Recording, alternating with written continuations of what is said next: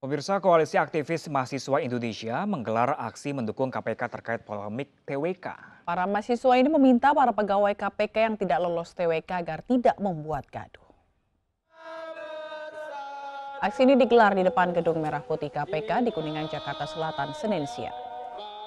Perwakilan mahasiswa ini menyampaikan akan mendukung KPK untuk terus menjalankan tugasnya pasca kegaduhan polemik TWK. Para mahasiswa juga meminta kepada 75 pegawai KPK yang tidak lulus TWK agar tidak membuat kegaduhan, serta meminta mereka untuk menempuh jalur hukum sesuai perundang-undangan yang berlaku. Aparat kepolisian juga berjaga di lokasi selama aksi berlangsung.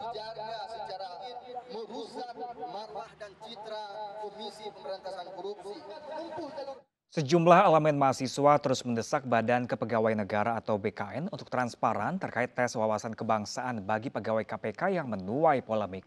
Mahasiswa meminta pemerintah membentuk tim khusus dari unsur akademisi untuk mengkaji polemik TWK di KPK. Peralihan status bagi pegawai Komisi Pemberantasan Korupsi KPK ke aparatur sipil negara masih menuai polemik. Setelah 75 pegawai dinyatakan tak lolos dalam tes wawasan kebangsaan atau TWK. Pasalnya, beberapa pertanyaan tes wawasan kebangsaan dinilai kontroversial. Sejumlah elemen mahasiswa mendesak Badan Kepegawaian Negara atau BKN transparan soal pertanyaan dalam tes wawasan kebangsaan. Saya berharap digiring kita publik untuk meminta BKN untuk membuka kembali soal-soal itu. Jadi KPK tetap bekerja sambil kita menunggu secara seksama para petinggi-petinggi BKN untuk membuka soal dan dikaji oleh tim akademis agar semua terang benderang. Ya, kita sampai detik ini cuma hanya mengetahui bahwa tes wawasan kebangsaan itu secara tertulis berupa wawancara gitu, yang kemudian ada bekerja sama dengan Angkatan Darat, BNPT, BKN dan BAIS.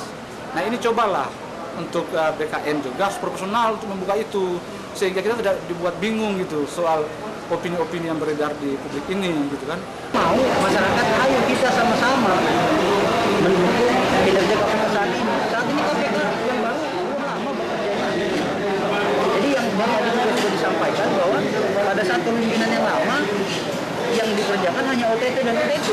Sedangkan proses sebelum OTT itu kan panjang. Para mahasiswa juga minta agar pemerintah membentuk tim khusus dari unsur akademisi untuk melakukan pengkajian terkait polemik TWK. Dari Jakarta, Rio Manik, iNews melaporkan. Kita ke sidang korupsi bansos COVID-19 pemirsa. Saksi Matius Joko Santoso yang dihadirkan jaksa mengakui menyerahkan uang 14,7 miliar rupiah kepada Juliari dari hasil pengumpulan fee pengadaan bansos.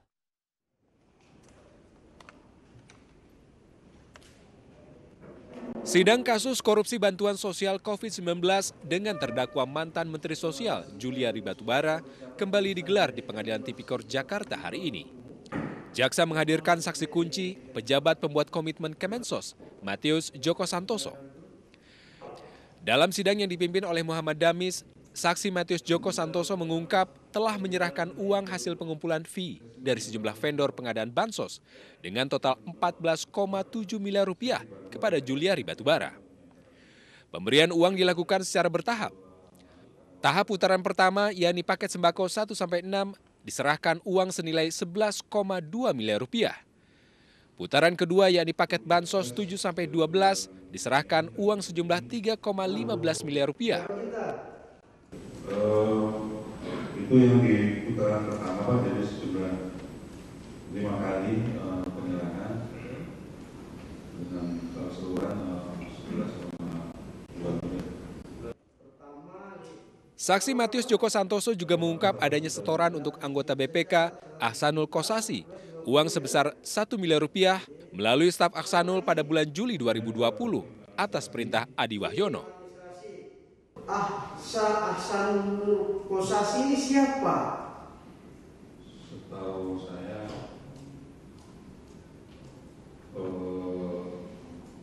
dari BPK. Dari BPK, ya. Nah, 1 miliar. Uang apa yang saudara berikan ke Ahsanul Kossasi ini? Saya ambil dari uang pengumpulan di operasional. Jadi dari kumpulan operasional. Kenapa saudara serahkan ke Ahsanul Kossasi? Saya diminta Pak Adi untuk menyerahkan. Pak Adi yang meminta saudara serahkan langsung ke Yonda? Serahkan langsung. Juliari Batubara didakwa secara bersama-sama menerima suap dengan pejabat pembuat komitmen Kemensos, Matius Joko Santoso dan Adi Wahyono. Juliari diduga memerintahkan memungut Rp10.000 per paket bansos untuk kepentingan pribadinya. Total anggaran pengadaan bansos senilai Rp6,84 triliun dalam 12 tahap untuk bulan April hingga November 2020. Dari Jakarta, Armalina, Muhammad Khairuddin, iNews melaporkan. Pemirsa, mantan Menteri Pemuda dan Olahraga Roy Suryo diperiksa terkait laporannya terhadap 2 YouTuber Eko Kuntadi dan Masdo Prey di Polda Metro Jaya. Kasus dugaan pencemaran nama baik dan fitnah ini telah naik status menjadi penyelidikan.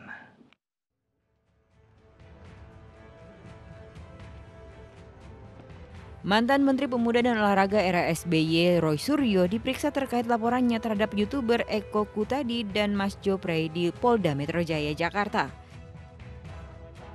Ia bersama 3 saksi lainnya dimintai keterangan untuk berita acara pemeriksaan yang melibatkan 2 YouTuber yang dinilai memfitnah dan menyebarkan nama baik Roy Suryo soal penggelapan sejumlah barang inventaris Menpora. Selain ditanyai 25 pertanyaan, Roy Suryo juga menyerahkan sejumlah barang bukti dari tangkapan layar hingga transkrip percakapan video berdurasi 18 menit yang menyebutkan namanya hingga 33 kali. Jadi ini sudah sangat sengaja mereka membuat konten dan dikirimkan mungkin untuk diajak untuk bersindikat untuk kemudian menyerang saya. Jadi sekali lagi hari ini semua bukti-bukti ini sudah menjadi alat bukti hukum yang sah di Polda Metro Jaya, dan sekali lagi kami berterima kasih para penyidik bekerja sangat profesional.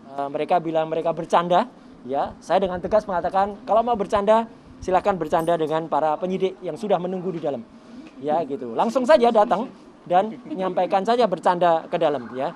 Dan kalau mau membuat konten, katanya mau ngajak saya membuat konten, silakan para penyidik dibuat konten sekalian. Ya. Roy Suryo tetap melanjutkan laporannya yang masuk dalam tahap penyelidikan untuk kedua YouTuber yang menjulukinya sebagai Dewa Panci. Diketahui video dugaan pencemaran nama baik Roy Suryo diunggah pada 29 Mei lalu dengan topik insiden serempet mobil Roy Suryo dengan seorang yang diduga aktor Lucky Alamsyah. Dari Jakarta, Nadia Valeri Laksana, iNews melaporkan. Pemirsa, uji coba pesepeda road bike di jalur kendaraan bermotor Sudirman Tamrin dimulai sejak kemarin. Kadisub DKI Jakarta mengklaim seluruh pengguna road bike tertib berada di jalur yang disediakan.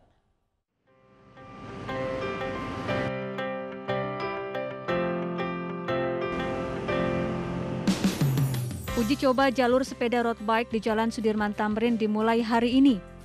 Uji coba dilaksanakan mulai dari Bundaran Hotel Indonesia hingga Bundaran Senayan.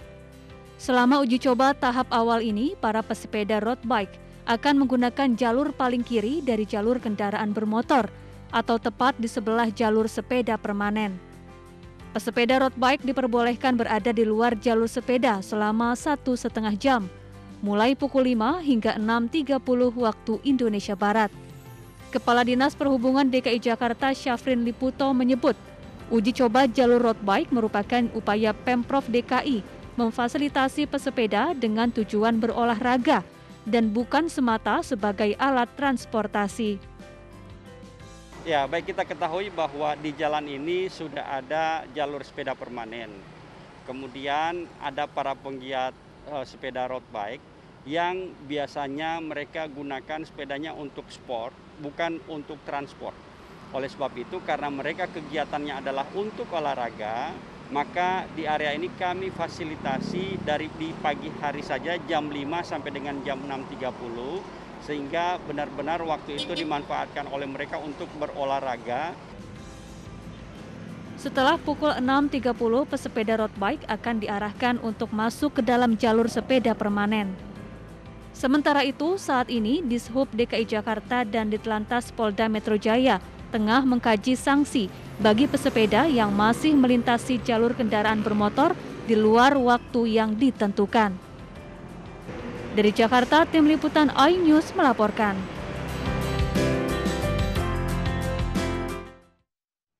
Dengan anggaran hampir 15 miliar rupiah, TNI Manunggal membangun desa di Musi Banyuasin, membangun akses jalan, jembatan komposit, dan box culvert. Ya, diharapkan pengerjaan berjalan dengan baik dan optimal hingga selesai 100%.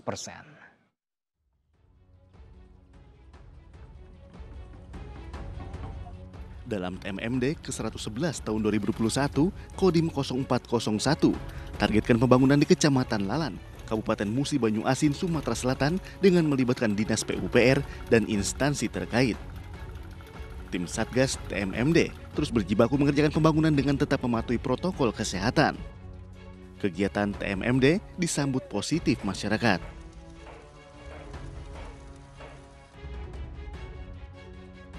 Dari penghitungan awal, akses jalan yang harus dibangun berkisar 45 km. Dengan anggaran hampir 15 miliar rupiah, TMMD telah membangun akses jalan 24,15 km. Dalam pantauan udara, sejumlah alat berat dikerahkan untuk menyelesaikan jalan penghubung desa, 2 jembatan komposit, serta 3 buah box culvert. Ya, kita dengan anggaran yang 14 sekian miliar itu kita baru bisa menyelesaikan sekitar 24,15 km.